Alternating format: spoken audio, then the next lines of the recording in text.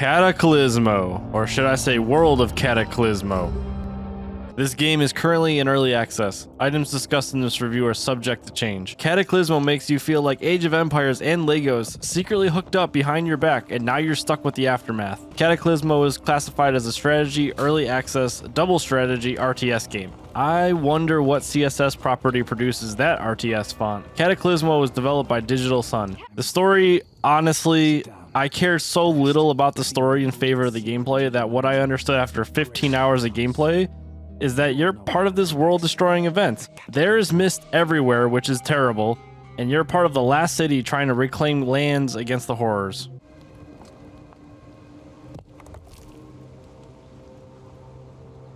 Here are the game menus. Thing to note is that the game does not support controllers, or at least I haven't seen any mention of a controller anywhere. That being said, even though Steam says playable on a Steam Deck, I highly doubt it would be a good experience. As for platforms, Mac users will be upset for finding out that the only platform supported is Microsoft Windows. Does Cataclismo look good? It looks pretty good for a modern RTS and does not require expensive hardware, which is a plus. The game flow is this. Think Age of Empires with day and night cycles. During the day cycle, you are trying to manage your resources, grow your military, build big defensive walls, and also explore the map. During the night cycle, rally up your troops to defend against the Horde. If the Horde demolishes your town center, you will perish. Let's talk about what you can do, specifically starting with the modes. There is a campaign mode where you go through the story and learn about the post-apocalyptic world. In campaign mode, you can unlock items and abilities by spending knowledge points. I believe the knowledge system only affects campaign mode. There's an endless mode, which is staying alive as long as you can while building huge bases. There's a skirmish mode, where you can play through certain scenarios. There's a sandbox mode, where you can basically do whatever you like. And another pretty nifty mode is the level editor, where you can make your own levels and upload them to the community. In terms of gameplay, you can gather resources like wood and stone. You can build warehouses to store more resources and call it Amalismo Prime. You can build better versions of resource gathering. Friendly reminder, oxygen is also a resource. Don't hold your breath too long. You can build huge walls. If your walls glue together, it will have more protection. You can also add enhancements to the walls that give units things like more range and other boons. Some other boons include fire and toxic damage.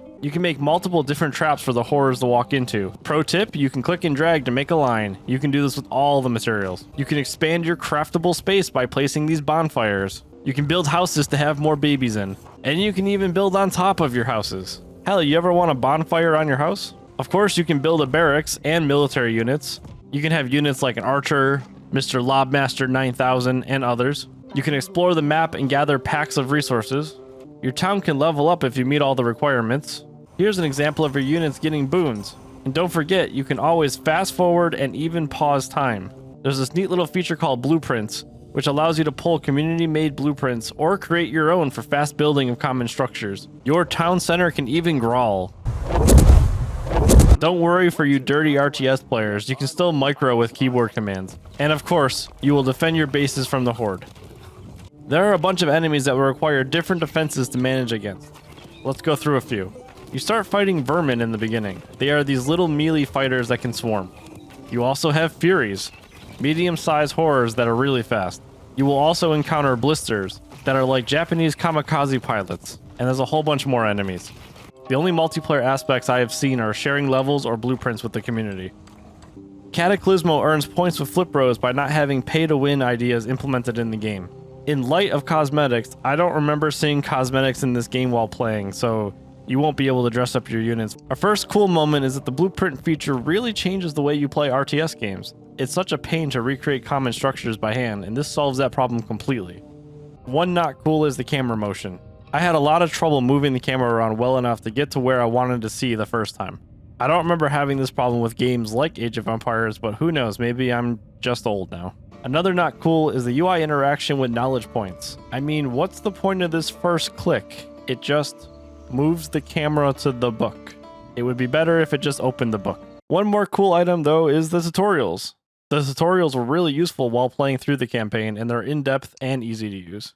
To recap, Cataclismo is a unique take on the RTS genre, where instead of focusing really hard on macros and speed building, you get to focus on building and strategy. The game is still in early access and has some nice quality of life features like the blueprints. On our patented 0 to 1 scale, we give this game a 0.7 out of 1. Game is a little slow and repetitive for my taste, and I hated the camera. The Lego building bases though was an amazing experience. If you like this no bullshit review video, please like, share, and subscribe, especially if you want to see more. As always, our friendly reminder, make sure that you weather strip your home getting ready for the winter.